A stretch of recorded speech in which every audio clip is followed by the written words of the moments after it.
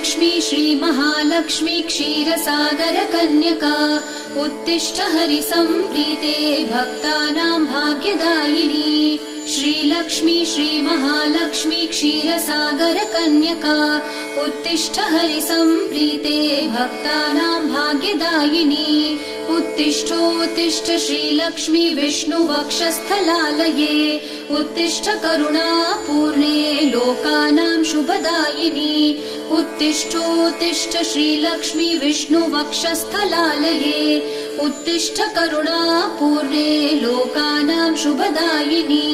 श्रीपद्ममध्यवसिते वरपद्मनेत्रे श्रीपद्महस्तचिरपूजित पद्मपादे श्रीपद्मजातजननी शुभपद्मवक्त्रे श्रीलक्ष्मी भक्तवरदे तव सुप्रभातम्।